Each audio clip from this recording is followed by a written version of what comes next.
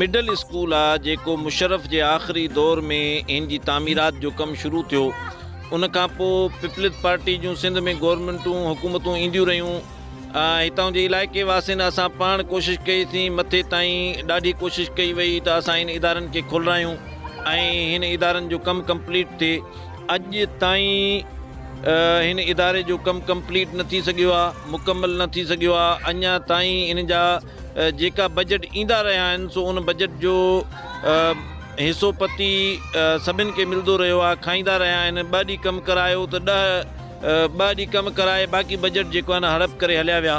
सो हिन महिल परेशानी इहा आहे त असांजा जेका ॿार प्राइमरी पढ़ी, हिकु त रेशो घटि आहे छो जो उस्ताद न आहिनि प्राइमरी में। प्राइमरी पढ़ी ॿार अचनि था त उहे 100% मूं 15 या 20% वञी करे रेती या उॿावड़े दाख़िला वठनि था, उहो बि लोकल सवारी न हुजण जे करे पैदल वञनि था, पैदल अचनि था। बाक़ी जेका आहिनि उहे ॿार रुल पिन में या इहे आवारागर्दी में या ॿियनि कमनि में लॻी वञनि था। सो असां इल्तिजा कंदासीं वज़ीर तालीम जेका दावा करे रहियो आहे उन्हनि ते दलील बणी ॾेखारे ऐं तालीम खे हथी वठराए। ही स्कूल जेका ही हिते जंगल मलिक में मौजूदु आहिनि, अॼु ताईं पीपल्स पार्टी पोलिंग न हराई आहे हिते। इहो मां दावा सां चवां थो, तव्हां रिकॉर्ड ॾिसी सघो था।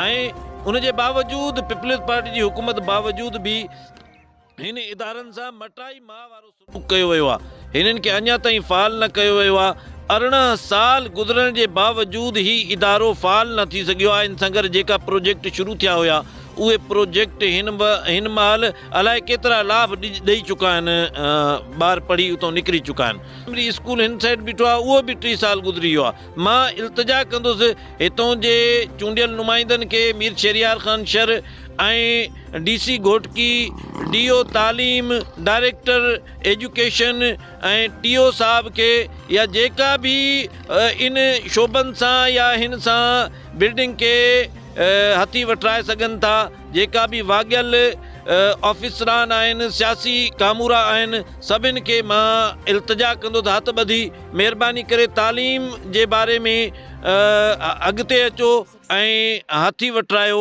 मां पंहिंजे इलाइक़े वासियुनि खे बि अर्ज़ु कंदुसि तव्हां बि थोरा सुजाॻ थियो ताकी बहितर तरीक़े सां असां तालीम लाइ आवाज़ु खणी असां अॻिते वधी सघूं ऐं बहितरीन तरीक़े सां असां पंहिंजी ईंदड़ नसलनि खे तालीम ॾियारे सघूं जीअं शऊर बेदार थिए।